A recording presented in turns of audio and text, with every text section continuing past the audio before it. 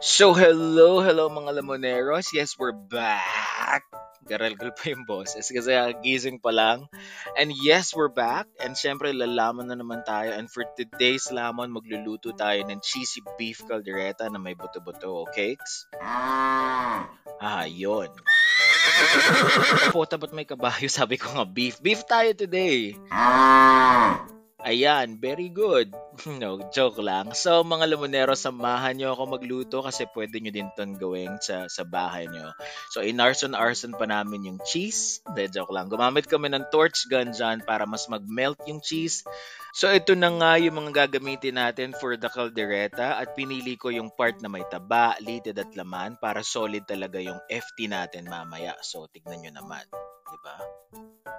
So, buksan natin yung stove kasi paano tayo makakaluto kung sarado yan, di ba?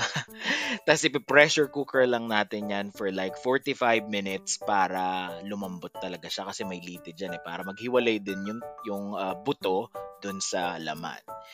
Tapos, pag bumirit na yan, it means na okay na siya. Pero yung may mga pressure cooker dyan, huwag nyo agad bubuksan yung pressure cooker nyo pag ganyan kasi baka sumabog. So, kailangan paborito nyo lang siya para sumingaw yung pressure sa loob. Grabe yung sebo. Sarap.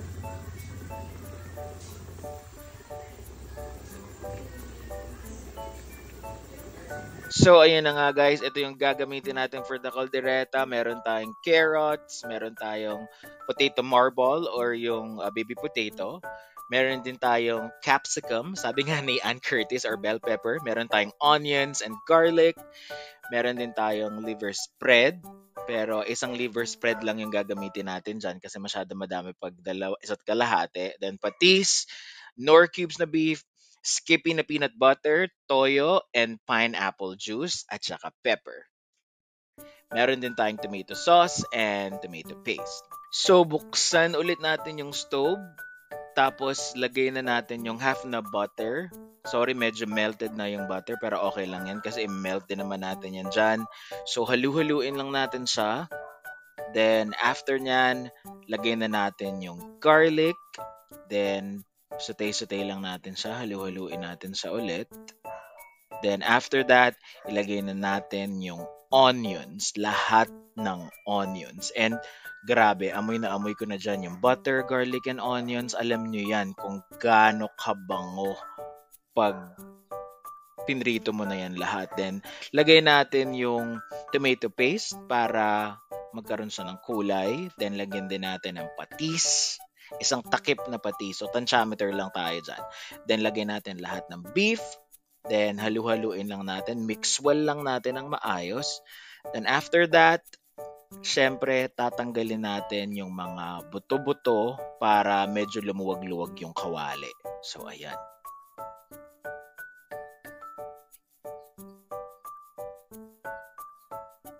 Lagyan din natin ng isang shot ng tequila. Hindi, joke lang. Isang shot ng toyo para, syempre, kompleto dapat ang lasa ng kaldereta natin. Then, lagay lang natin si kumaring pineapple apple pen. Joke lang.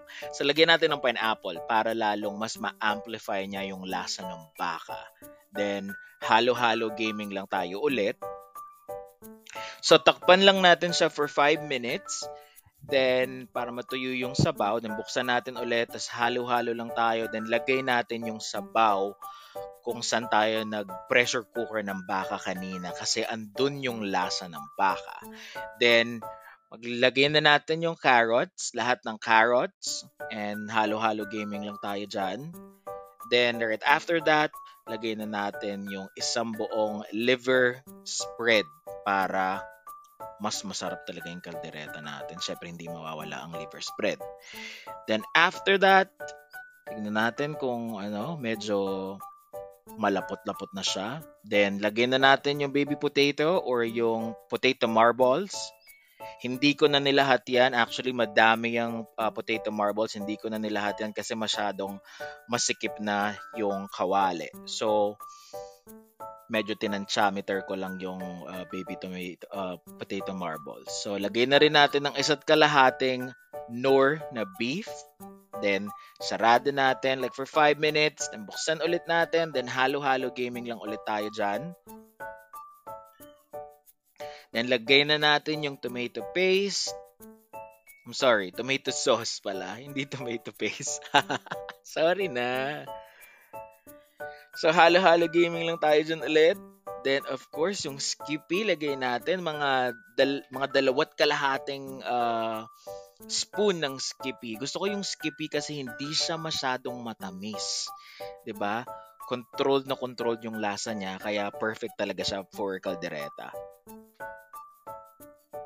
Then, check natin yung lapot. Tignan nyo naman yung kulay niyan, mga lamoneros. Then, lagyan natin ng pepper.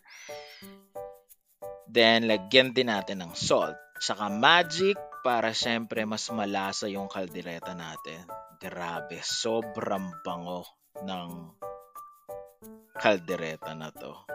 Gusto ko nang kainin. Tignan nyo naman yung kulay niyan, mga lamoneros. Sobrang lapot na niya. So, halu-haluin lang natin yan. Bugs. Zoom, zoom, zoom. Tapos, lagyan na natin yung capsicum. Sabi nga ni Ate mo, Ann Curtis. Lagyan na natin yung bell pepper. Tapos, mix well lang natin siya. Okay.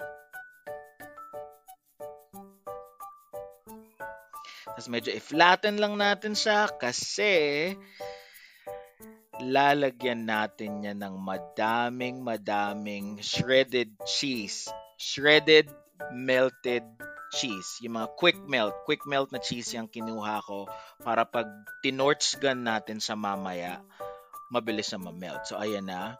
Babaril na natin siya. For the arson na tayo dyan. Grabe. Sobrang jibing-jibi talaga ako. Kasi makikita mo yung parang tumatalsik yung apoy niya. Tignan nyo naman.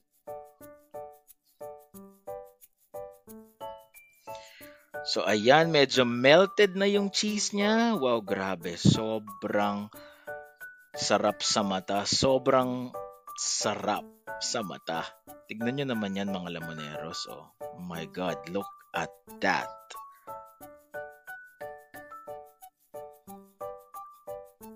So, baril-baril lang tayo dyan.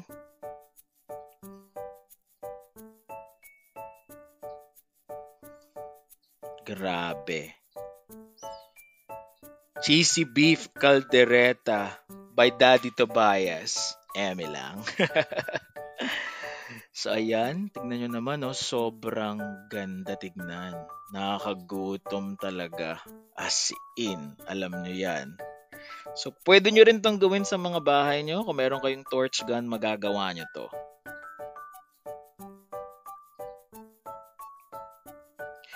So, magsasalin na ako dito sa separate na plate. Kasi syempre, titikman ko na siya. 'Di ba? Kaya ako nga siya niluto. Kasi titikman ko siya. Syempre.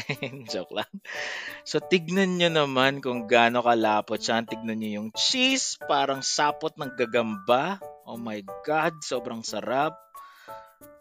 Sobrang oily, perfect na perfect. Yan yung gusto kong kaldereta eh. Yung malapot na oily na sobrang daming cheese.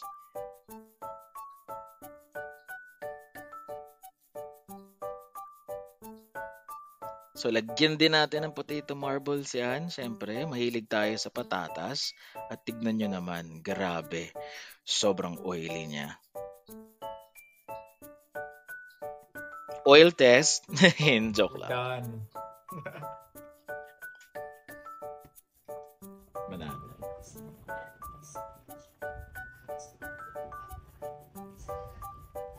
Wala natin yung patatas.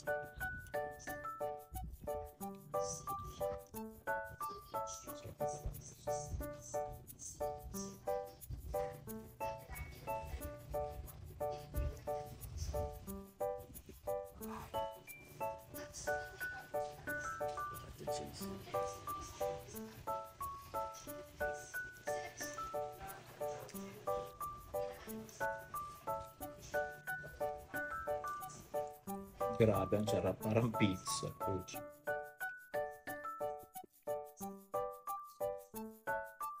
Sarap.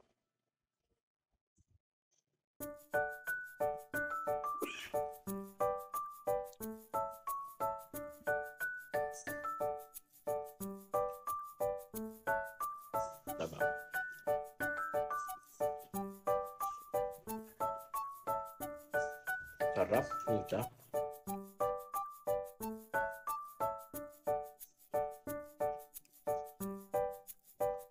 Hindi ko na kaya guys. Magkakanin na ako. Bye.